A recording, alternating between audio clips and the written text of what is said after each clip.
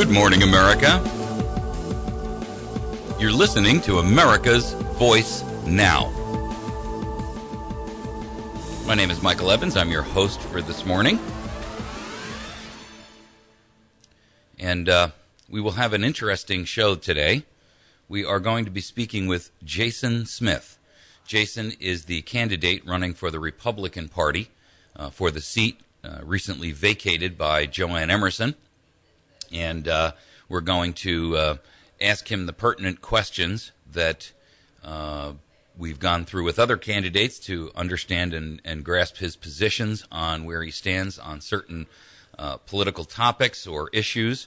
We're going to try to get an understanding of his thoughts and his positions, and I think you'll find it informative and educational. As you know, we have an election coming up this summer, and that will be to replace Jo Ann Emerson, the 8th District, and we are currently without representation in Congress right now, and I find that to be problematic for a lot of reasons, not the least of which is the fact that there is an enormous amount of legislation being passed on a routine basis, and we do not have representation. And so our goal will be to try to make sure that we've got a candidate elected as soon as possible, send that individual to Washington, and properly represent our district. We are going to be joined by Mr. Smith in a matter of moments, and we will do that type of like word association that we've done with other candidates. I think that's a fair and quick way with limited time to be able to gather the information that we need to grasp. And so I believe he's on the line with us. Good morning, Mr. Smith. Good morning, Mike. It's great to be with you. I'm glad that you were able to join us this morning. Thank you for taking the time to share with our listeners. No problem. We're on the road right now, so hopefully we'll have great cell phone service. Okay. Well, let's hope that you don't stray off the main highways. So I'm not driving. So okay. All right. Stay fair. Yeah, I want you to be safe as well. So tell us a little bit, Jason, about what you're currently doing, what led you to the world of politics, and a little bit about your background so that our listeners are kind of understanding of where you're at and how you got here. Mike, a little bit about my background. My family has lived in the 8th Congressional District for 7 generations. In fact, the current area that I represent, which is District 120 in the Missouri House, makes up a portion of, Crawford County, and I can show you in that county, in fact, where my great-great-great-great-grandparents are buried. So this is an area that is our home and quite important to us. I'm the 4th-generation owner of our family farm. I raise beef cattle and some hogs, and small business owner that I've had for almost 10 years. I know what it's like to actually balance a budget and live within its means and find the front of a paycheck to the back of a paycheck. And that's the kind of folks that we need in government, both at the local level, state, and federal, in my opinion. I'm the son of an auto mechanic, and my mother was a machinist at Briggs & Stratton there in Rolla. So I know what it's like to work hard and to not rely on the government to make it. You make it on your hard work and sweat from the brow. So I graduated from the University of Missouri Columbia at the age of 20 with 2 bachelor's degrees.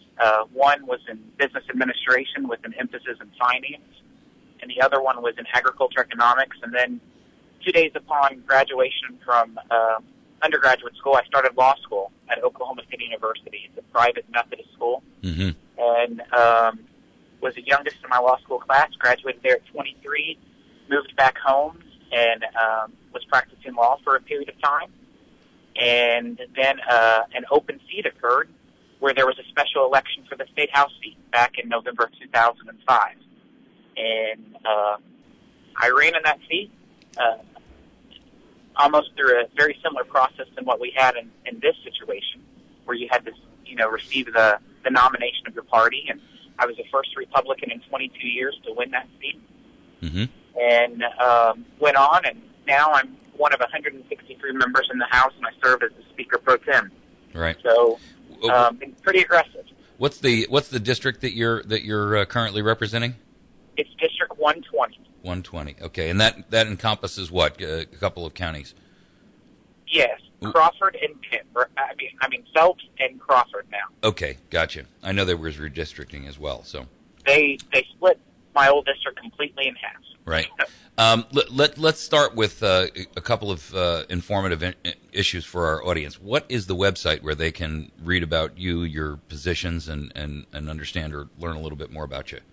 Our website is www.electjasonsmith.com. We also have a Facebook page and Twitter. Okay.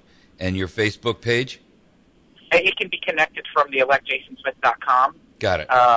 It's just Jason Smith for Congress. Got it. Okay.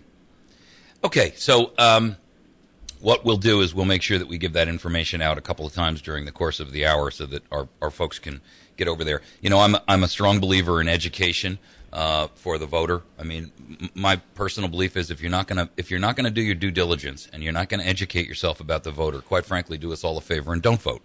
I believe it's a right and an obligation for everyone to vote, but I think it's an even greater obligation that everyone do their due diligence, do their research, and make sure that who they're voting for is the appropriate candidate and not just someone whose name they recognize or because they fill a political party seat or whatever the case may be. So that's one of the reasons why I like to make sure that folks are visiting websites and asking questions, and you know, let's be cognizant of our obligation as voters to do the right thing. So I think that's a great idea. The more informed you can be about issues and candidates, the better and safer we are as a whole. Sure. Well, we've had a couple of the other folks on who are running as well, and we're going to probably, if possible, have all the candidates on for more than one visit with us. For the simple reason that as we get closer and closer to the election, we want to make sure that we're clarifying not only where the stances are on the primary issues, if you will, which you know everyone knows where we want to. Everybody needs to know where you stand on the normal things, but we also need to know where you would stand as an example on something that's happening currently in the news, right? So as we get closer towards the election, I'll want to have you back, if at all possible, to try to make sure that we're touching as many bases as possible so that people understand where you stand on specific issues. Because if you're going to represent us, we have to know where you fall down on certain issues, right?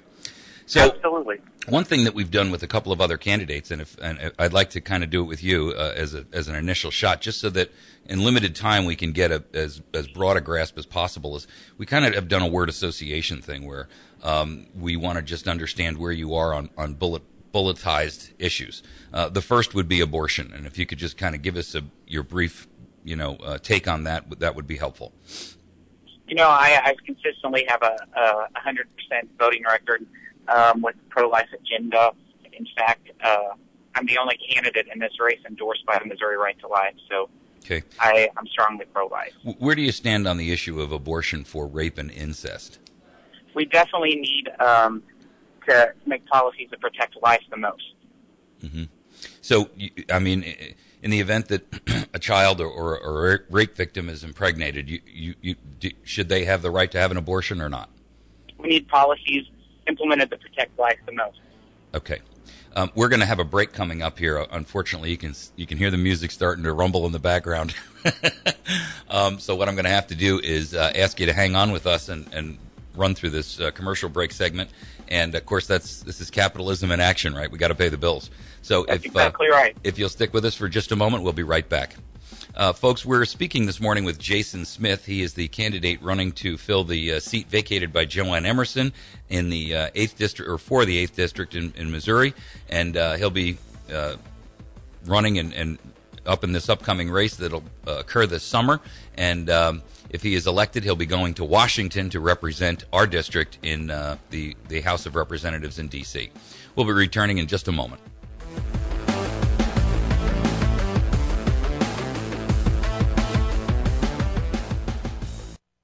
There's one man on this earth who really, truly gets it. The Democrat Party is not the Democrat Party of 40, 50, 60 years ago. The Democrat Party is a radical left party, populated at the top by 1960s retreads and other sorts of radicals, miscreants, and malcontents, many of whom aren't from the 1960s, but they might as well be, including the president himself. Weeknights from 5 till 8, Mark Levin on the Ozarks Best News Talk 107.1. America's Voice Now, delivering truth over mainstream propaganda every single day. Hi, my name is Michael Evans, and I'm your host, Monday through Friday, 8 a.m. and 8 p.m., and Saturday morning from 6 to 9 a.m. Join me daily for important guests and my unique slant on hot topics in the news. Visit americasvoicenow.org for even more news, articles, and commentary, and watch our show streaming live to your PC. Share your morning with me. Get educated, informed, motivated, and activated. America's Voice Now, right here on 107.1.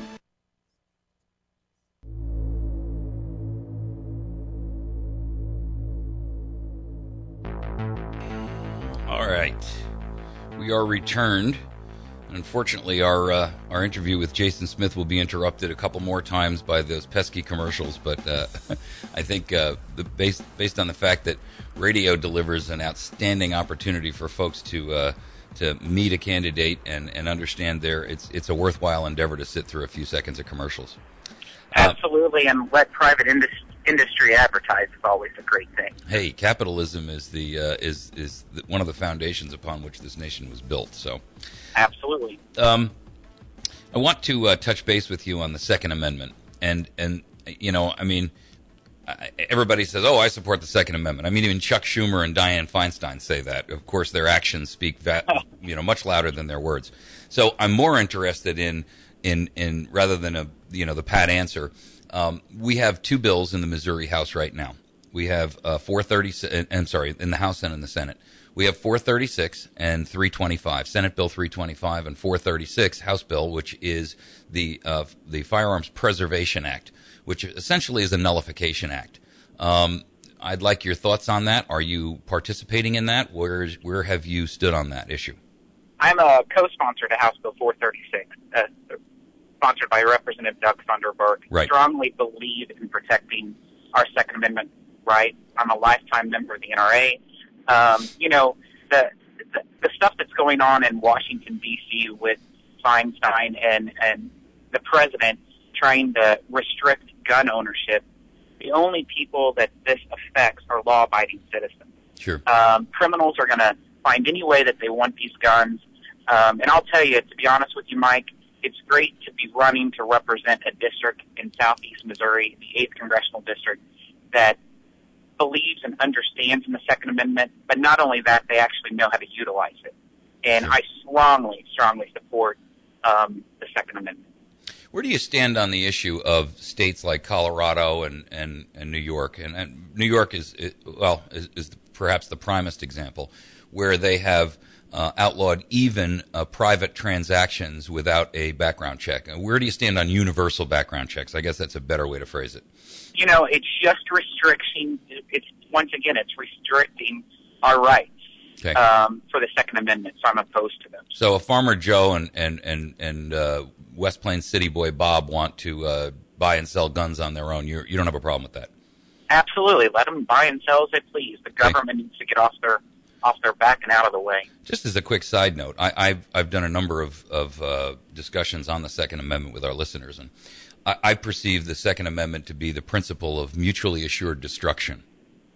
And that may scare you in the sense that you haven't thought about it long enough, but the whole idea of mutually assured destruction is as a last resort against either tyranny, nation to nation, or nation against their own citizenry. And there are lots of ways to resolve things before we get there, which is why the First Amendment is in position as the first, and the Second Amendment is there to back up the first as the policy of MAD. In other words, if our republic were to fall, the final step for the American citizenry would be to declare that we are going to turn to arms as a last resort. Your thoughts? I agree that the Second Amendment is used to stop tyranny in government. By the way, it's actually never meant to be used. But now go ahead and give me your your feedback. But it's there to protect you. I mean, the Second Amendment allows security for all the other amendments to the Constitution. And I mean, if we lose the Second Amendment, we're going to lose a lot of other things. And I think that Senator Cruz did it very well in the committee hearing when he was talking about, well, if you limit certain restrictions in the Second Amendment, what about the limits in the First Amendment? Mm-hmm. And really made some great points on that. Sure. But Senator Feinstein didn't see it that way. Well, of course not. I'm reminded of Cruz, and I just want to jump off the word association for a moment. I'm reminded of Cruz, and I'm encouraged to see a guy who steps in as a member of the Senate, who is as fresh a freshman as one could be. I think he's been in there for 10 weeks. And he has gone in there and made a national name for himself by, with all due respect, kicking butt and taking names. And I'm encouraged to see that. And I'm also looking for a representative in our district to do the same exact thing. I tell our audience routinely that what we need are citizen legislators who will step into office and be swallowed by the dragon, so to speak, with the intent that when they land inside the belly of the beast, they will pull out a double-edged sword and begin to slash away from the inside. I'm hoping that you and all the other candidates who are running in this particular race are of like mind, shall we say. Mike, the most important aspect is going up there and making sure you're holding strong to your values and your beliefs, and you're representing your district. We have enough political grandstanding going on, both at the state and federal level. I have no desire to go up there and to be a national name or a national household. What I have the desire is to make sure that we're limiting the size of government, we're balancing the budget, and we're stopping a lot of the junk that's just going on. Mm-hmm. And representing this district. Well, I'm not interested. I'm not interested in his grandstanding position. I'm interested in the fact that he's willing to go up there and be a warrior for the Constitution.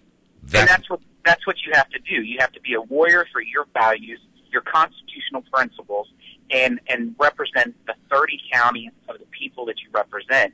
And that's what you have to be up there to do, and not lose focus of that. And if it creates national attention because you take strong positions that are opposite of some people that you work with, that's fine. But, you have to get the job done, and you have to be able to accomplish while you're going up there.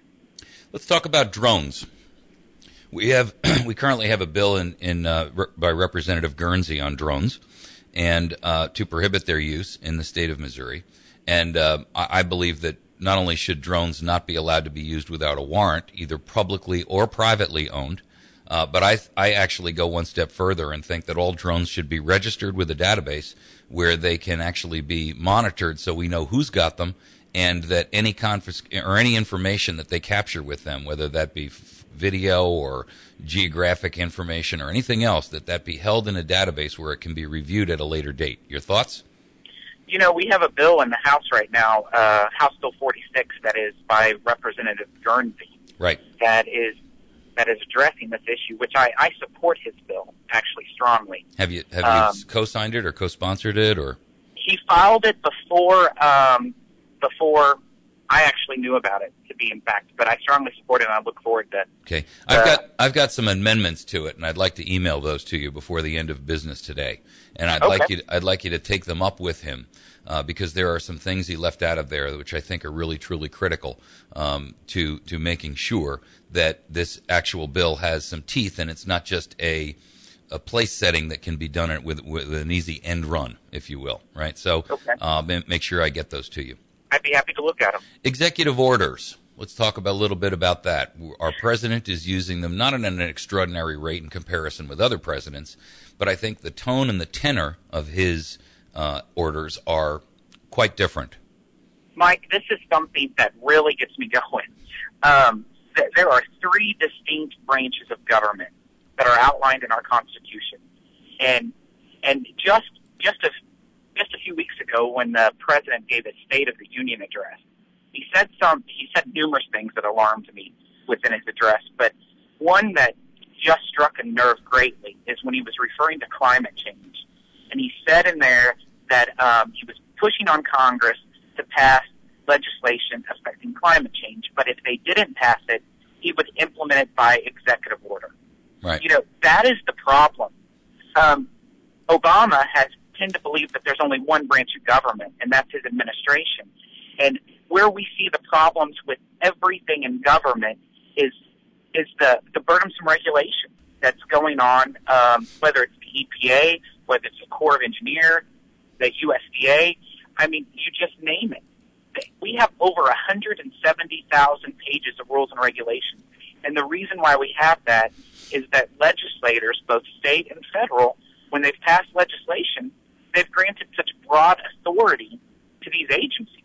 Yeah. And we need to narrow and take back that authority, because when the EPA can try to implement climate change rules and regulations just because they feel like they have the broad authority, that is crazy, and it's unacceptable. And I think that we need to put a complete systematic review process in all these rules and regulations. You know, I passed a bill last year in the Missouri House that I was a sponsor of, House Bill 1135, that created a systematic review process of all regulations in the state of Missouri.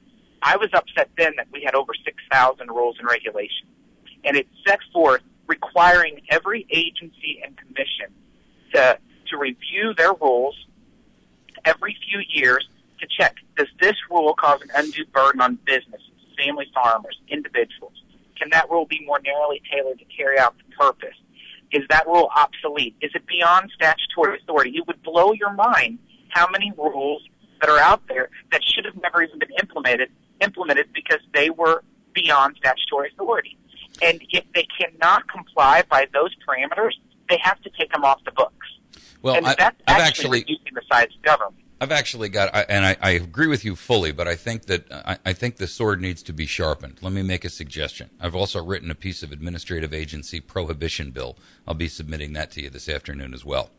You're filling up my email box. That's great. Let me tell you what the real problem is. Administrative agencies have undelegated or have delegated authority which Congress had no right to delegate in the first place. And I would suggest that all administrative agencies, without par, with one or two very, very limited exceptions, which are constitutionally authorized, including, as an example, the immigration and customs, right?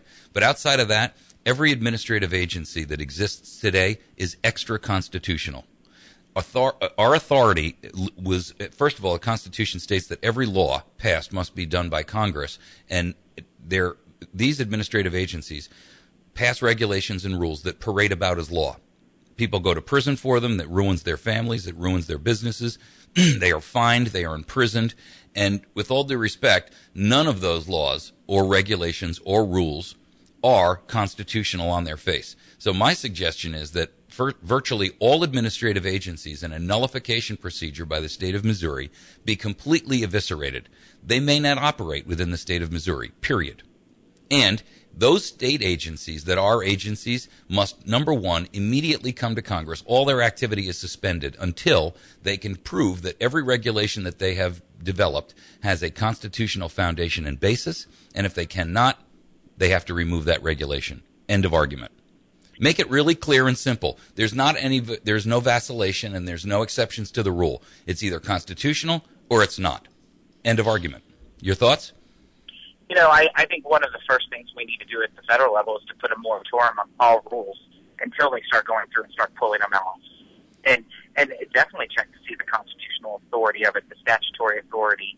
I mean, we're going to have to definitely audit all the rules. That's a great way to put it. Right. Okay.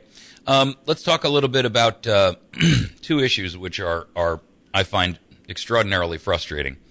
Benghazi, Fast and Furious, Eric Holder and the DOJ. And I hate to lump all of those together, but quite frankly, you know, Benghazi and Eric Holder, DOJ, are really not tied together. But Fast and Furious and Eric Holder and the Department of Justice are. Let's focus on that one first and then touch on Benghazi. And we're going to get broken off by a commercial here. Can you just ride with us through this break? Sure. Okay. Folks, we're talking with Jason Smith. He is the candidate running to replace Jo Ann Emerson in the seat she's vacated. His website is electjasonsmith.com. That's electjasonsmith.com. We're capturing his thoughts and opinions on different topics and subjects. We'll be returning in just a moment, and we'll try to hit some more of these bullet points. We'll be back in just a second.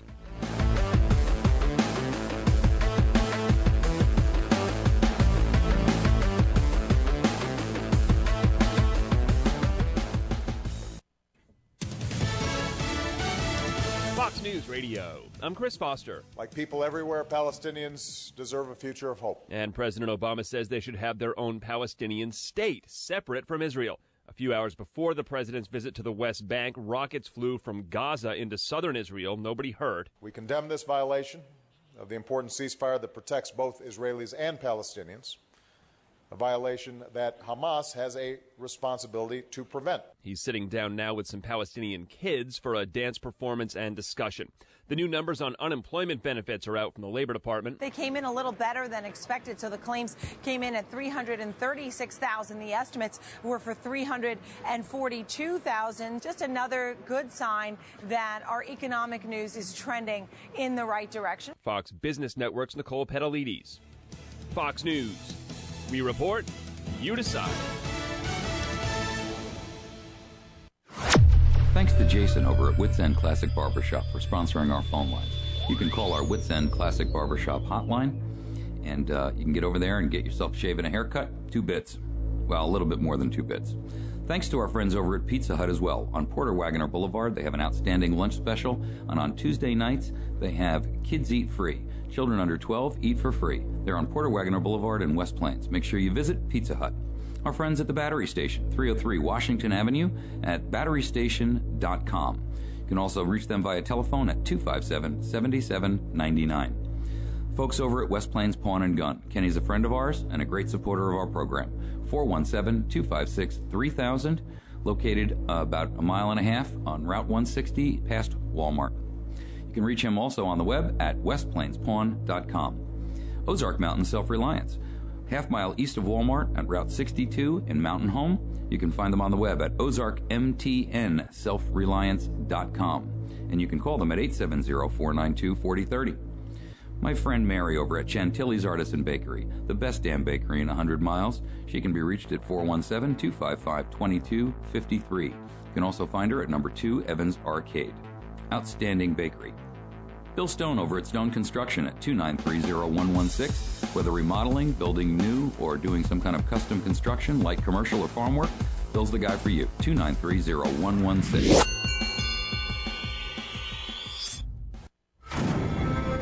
Hi, it's Hugh Hewitt on the next Hugh Hewitt Show. Joe Kernan of CNBC Squawk Box joins me to talk about how long and how far this rally can go and whether or not Apple's ever going to get back on board, though they had a wonderful day on Friday. And I'll be joined by Congressman Tom Cotton, around whom considerable swirl continues to spin because he might be running for the United States Senate. Sundays from 6 till 7, following Money Talk with Bob Brinker, it's the Weekend Journal with Hugh Hewitt on the Ozarks Best News Talk 107.1.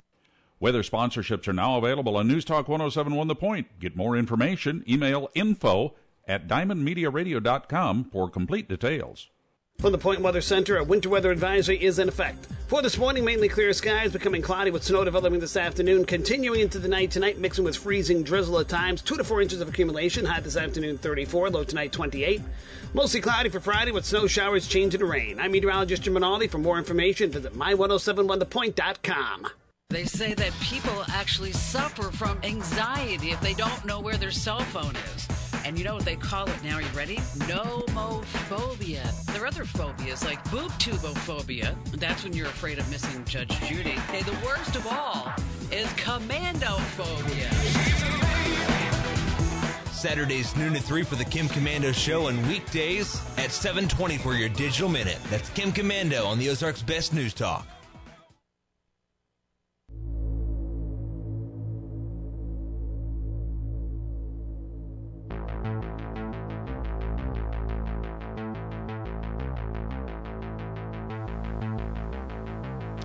All right, we return. We're speaking this morning with Jason Smith, the Republican candidate for the 8th District here. He's looking to run to Washington to represent the 8th District in Missouri. And we're getting his thoughts and opinions on specific issues related to national topics, since this is a congressional seat. There's a ton of things that we want to talk about, and we probably won't have time for all of them. So I'm going to try to just bring this down to like a one-word response or, a one-sentence response. Jason, if you can do that with us, I think it'll maybe help us to get through the list. It's rather lengthy. I apologize. I will try my best. I'm an activist, and I believe our listeners should be too. So we have a lot of topics we like to talk about. Eric Holder and the DOJ and Fast and Furious. Your immediate response to that? Reckless decisions and policies of the Obama administration. What do we do now that he's been charged with contempt, both criminally and civilly? It definitely it goes to show what a lot of us were believing all along. But we still don't have the answers. And that's the problem with the Obama administration. He said he was going to be the most transparent president that we've seen, and in 5 years, it's proven everything but the other way. Benghazi is another example where they have refused to provide the names of the survivors and allow Congress to hear from them. And, to me, this is just cover up all over the place. I mean, between both of these issues, and that's why I mentioned them together, because this is indicative and it's an example of the cover-up mentality that is so pervasive in Washington. It's situations that are clearly two peas in a pod, and it just goes back again to what I said. It just shows the policies and the direction of the Obama administration. Okay. Term limits. We have them here in Missouri. You operate under them now as a House member. Yet we don't have them in Washington. I'd like your thoughts on where you stand on the idea of term limits. And two, will you support term limits as a federal representative? The people at the voting box is the best measure for term limits. They did that with Ike Skelton when Vicky Hartzler beat a very long-term incumbent, and I think the people should have the right, who represents them, and they can throw them out at the voting box. My concern with that is that a lot of voters today do not do their actual homework or due diligence to identify, and most people vote by name recognition. Those in politics know that. In fact, they rely on it. That's why incumbencies are so critical, and that's why, frankly, incumbents and people like Schumer and Feinstein and McCain are literally there for decades. I don't know that there is a way to get a candidate out, and it creates almost an aristocracy. And I would vastly prefer the concept that our founders had, where we utilize a natural aristocracy. Right? These are people who are educated and learned and have a fair crack at getting the seat. And I think that's a better way to accomplish it, since we can't do it. I mean, an incumbent has more money and power and party political drive than a newcomer to the scene. And yet I think most people are unwilling to even run, even though they're well qualified, because of the fact that they cannot gather the money together and get past the party name. I think term limits forces that issue. And quite frankly, if the candidate's that great, he can sit out a session, or he can move to another house, or whatever the case may be, and then come back. Well, the term limits in Missouri, you can't set out a session. You can only serve 4 terms and you're out for good. And the problem also, Mike, that we need to talk about term limits is that it empowers special interest groups, lobbyists that have been there a long time, and it almost gives them more of a power to a lot of when you have new people, that they can take advantage of it, and they know, the tricks of the trade, which I think is inappropriate. But I can see both arguments to the question very clearly. But personally, my thought on lobbying is that, frankly, I mean, in a perfect world, and I think our constitutional founders would agree with this, lobbying should be outlawed, period. It's bribery. You can call it anything you want. You can rationalize it any way you want. You can try to do the intellectual dance around the issue, but it is an elephant standing on our feet. It is in the room, and it's called bribery. I mean, that's just my opinion on it, and you go ahead and respond to that if you would. Everyone hates a lobbyist unless it's a lobbyist for their organization. Like if it's the NRA or the Right to Life or the Baptist Coalition or the Catholic Conference. What matters to me the most is the views of the people that I represent. That's where you need to look at. Well, my concern with lobbying, and quite frankly, if lobbying were abolished altogether, it balances it out so the citizens actually have a voice and are not drowned out by the money. And that's the problem. And there's no way that a representative, especially in a district as large as this, can hear the opinions, the thoughts and the feelings and the ideas of every constituent. And so what ends up inevitably happening is that the lobbyists drown out the private voice just because they have more influence and money. And I don't think there's a way around that. The problem, like you said, there's over 700,000 people in the 8th Congressional District, over 35,000 people in my current House district. And unfortunately, a lot of the most vocal people are the minority. And, what you have to be able to understand is what the people of your area believe in. I mean, because a lot of times, let's say, the environmentalists or the animal rights activists, they're pretty vocal people, but they're clearly the minority in my area. Right. But they are some of the... An even better example is the LGBT, right? I don't care what you are, but when you've got 10% who are 10% of the population who are driving the direction for a significant chunk of the rest of the for 90% of the country, I got a problem with the fact that their money and their political influence is so strong. And that's exactly my point. You've got listen. What people do is entirely up to them. I'm a true constitutionalist in the sense that I believe in microscopic federal government and miniature state government. And as for the rest of it, leave us the hell alone. And that means that government should stay out of our kitchens and our bedrooms and our gun safes and our garages and everywhere else, right? So, and off of our farms and away from our businesses. But the simple truth is that, we can't accomplish those things unless we begin to make drastic, and I mean hard-hitting drastic decisions in Washington and in our state in Jefferson City. I totally agree, but you got to do it step at a time with anything. I was the new kid on the block when I was elected in 2005, and to have people to respect your opinion, you have to build relationships. That doesn't mean compromising, because that's not what you need to do, but just build relationships and let them trust that, you do actually have a lot to bring to the table to try to change policies to take our country back.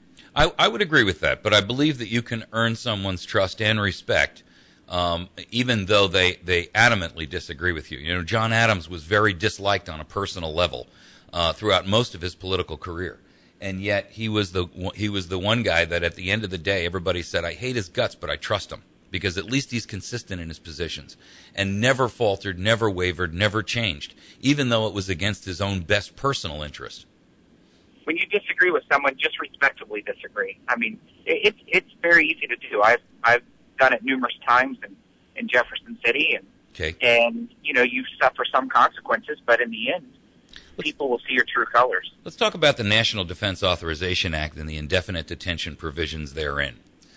We've only got a minute or so before the break, so your thoughts on? I'd like to see that removed. I definitely don't believe an American citizen should be able to be held indefinitely. That's not appropriate. My concern is that we're building a Stasi-like, if you will, intelligence and surveillance infrastructure in our nation that is really not in the best interests of Americans. I mean, it's just not. There's no way that Real ID and all of these other types of programs incorporating, all of this monitoring and capturing of data and information. You know what? Here's the problem. When you get a database that large, who knows whose hands it's in and what nefarious purposes that individual or group is going to use them for. And that's the problem. It's an extremely alarming situation. The issue here in Missouri. I mean, the Real ID is against statute, but then we have the situation with the Department of Revenue. I mean, those people should be people should be brought up on criminal charges. I mean, it is just absolutely unacceptable what's going on, and it is extremely hard to try to get to the bottom of it, and they're not being forthcoming at all, which is absolutely wrong. And here's my thoughts on this. And political people will always think, oh, that's just too hardcore. My suggestion is this: get him in there under oath, and if he will not answer the questions, then charge him criminally until he will. Throw him in prison and let him sit in there and think about it until he's willing to come out and tell the truth. And then verify, trust but verify. Take his word and then go out and investigate just like a law enforcement agency would do. Every word and every jot and every tittle that he gives. And if he cannot, and if it proves to be a lie, charge him criminally with malfeasance in office, which is essentially what it is. It's a betrayal of the trust that they've been given by the citizens of the state of Missouri. We've got this break coming up, so I'm going to ask you, can you hang on with us for 1 second? Because I want to talk about your constitutional amendment for farmers. Just bear with us one moment. Folks, we're listening to Jason Smith this morning. He's talking to us about his thoughts and opinions on the upcoming race for replacement for Jo Ann Emerson. We'll be right back.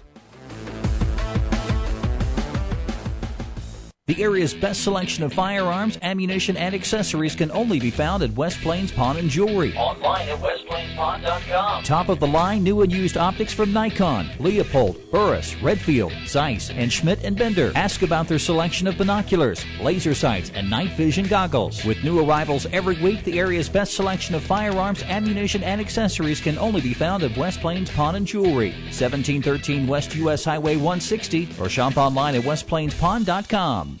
I know what you're thinking, Bunk. You're thinking, did he fire 6 shots or only 5? Dirty Harry gets all his ammo from the battery station.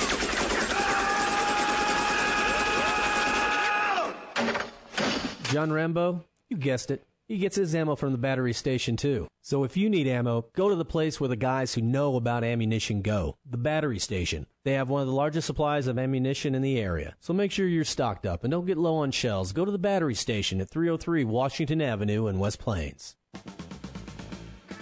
Is God losing his relevance? This week on The Alan Colmes Show, do traditional Christian teachings have any place in the modern world?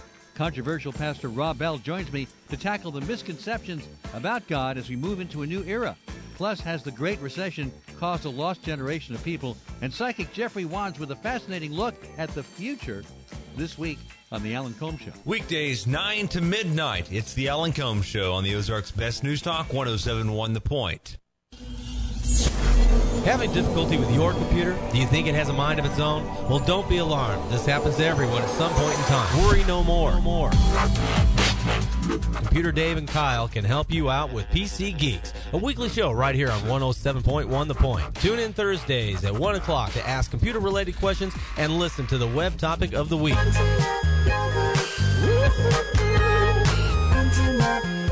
That's PC Geeks here on 107.1 The Point.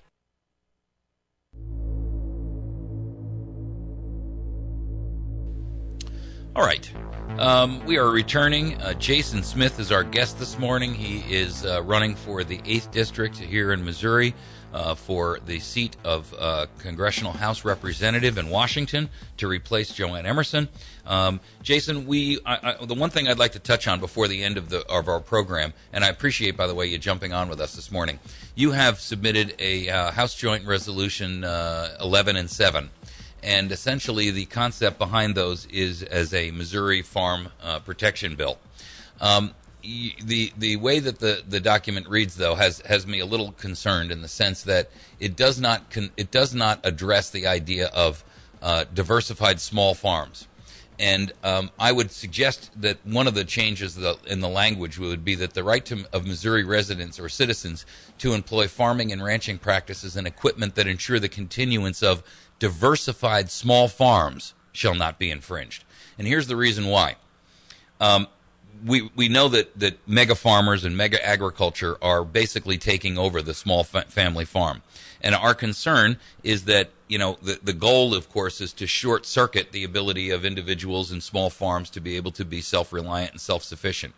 Your thoughts on that, the language change of diversified small farms being added to that?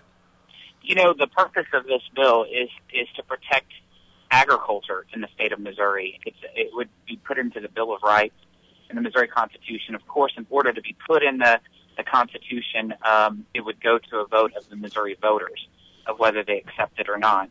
But I think it's imperative that we protect all of agriculture because we see the environmentalists and the animal rights activists that have attacked this industry. Not just in Missouri, but all over the country. And the last thing we need is to be dependent on our food supply in other countries. much like we do our oil supply. And the reason why it's becoming more difficult is you're seeing these outside groups that come in and try to put ballot initiatives on the ballot to use emotional messages to try to overregulate and make it more difficult for people to raise animals or to grow crops. And, my purpose is to protect agriculture. And my concern with what you were just talking about, what would you consider a small farm? Well, because a small farm to me may be a small farm different than someone else that's a small farm. And okay, I don't like classes of different agriculture industries. I guess the concern is not necessarily that, but when we utilize the words technology and modern livestock production, ranching, and we use the word modern, that tells me that GMOs and Monsanto are actually covered under this. And here's the real problem. You said before that you don't want our food control or food controlled by foreign governments. I get it. I also don't want it controlled by domestic corporations. I don't believe that the Monsantos and the super agri giants have our best interest at heart. They have profits at heart, and they want to own and capture the marketplace. They are patenting seeds and that type of thing. And to me, that's un-American. It's unethical. It's immoral. And quite frankly, it ought to be illegal that you can bar an individual from being able to plant a seed and utilize it the next year, as an example. Well, I definitely, that would boil down to, in my belief in protecting the right to farm and raise crops. I've never spoken to Monsanto on this issue, period, regardless of what some people try to allude to. But I'm just using them as an example. But the real issue is this: the agri giants want to own the food production industry in the United States of America. It's that simple. And if you control the food, you control the people. And our goal is, as individuals and citizens, is to make sure that we have that nothing can be done to abridge our rights to be able to operate small family farms, to be self-sufficient, whether that small family farm is 2 acres or 10,000 acres. If you want to operate that farm and you want to be free of the lobbying efforts of the agri giants who don't like the competition, I don't like the idea of the elephant stomping on the ant because the ant is a threat. And however, I totally agree with you. And that is not the purpose of this bill. The purpose of the bill is to protect outside interest groups coming in and trying to take away small family farms or larger farms' right to raise animals or grow crops. I don't want someone to, for example, a rule come in down the road that says you can't have more than 25 hogs or more than 25 cows or, that modern, if you look at the definition of modern means current operations or near future. And I'm not stuck on any word.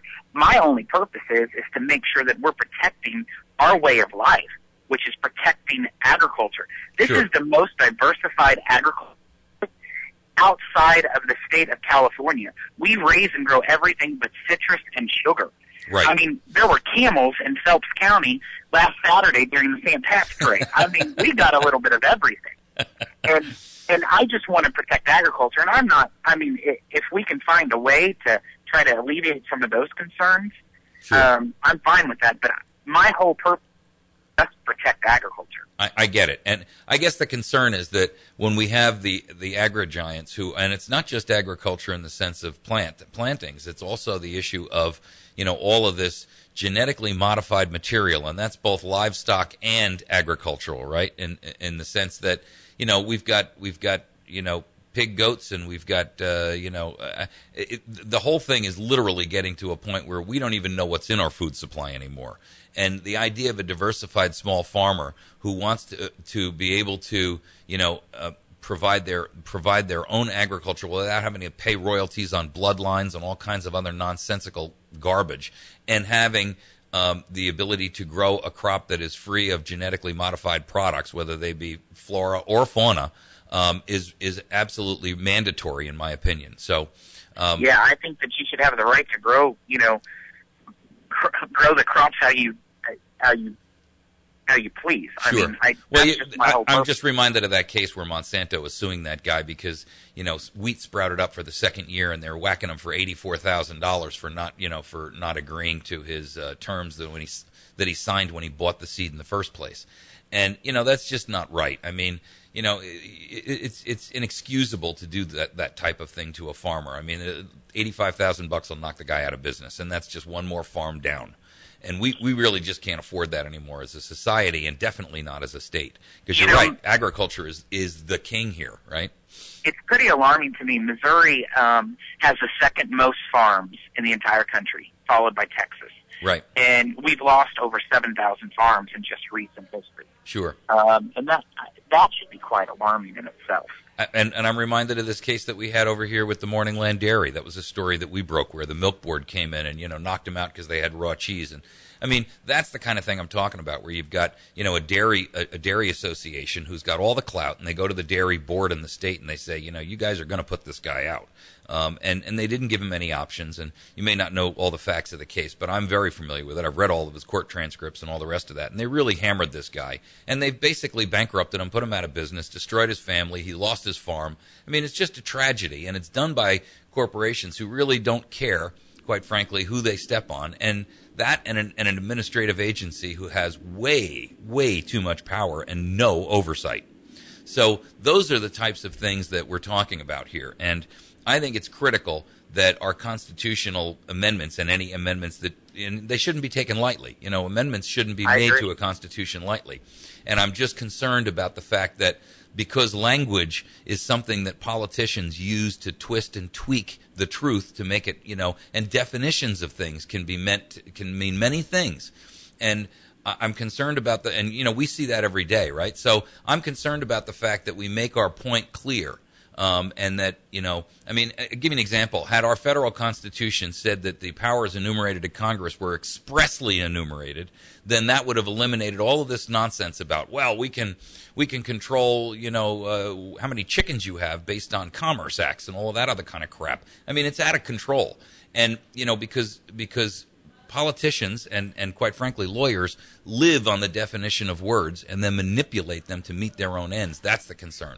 And that's my concern of putting the word small farm into the Constitution, because then you're going to have judges and lawyers deciding, well, what is small? What is small? I get it. Okay. And I'd love to talk with you about that. And I have a kind of coalition of listeners and organized folks who I'd love to have a set down with you. If you're going to be in this area as you're politicking around, between now and the election, I'd love to have a separate, 20-minute discussion with you about this issue.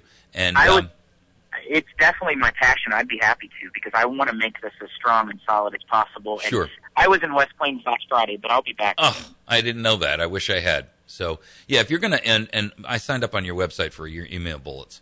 We're going to wrap the show, of course. We're at the end of our program this morning, and I want to thank you very, very much for taking the time to speak with our listeners. And I'd love to have you back on at another time so that we can, perhaps on a Saturday, because it's almost like two audiences. And we can, spend a little bit more time perhaps and take some calls from listeners, because I'm sure plenty of them have calls, or questions to ask. I look forward to it. Outstanding. Absolutely. Well, thank you so much, and I appreciate you joining with us this morning. Thank you, sir. My pleasure. You have a good day. Thanks again. Folks, you can listen to, or you can find Jason on the web at electjasonsmith.com, and you can also find his Facebook page at facebook.com/elect.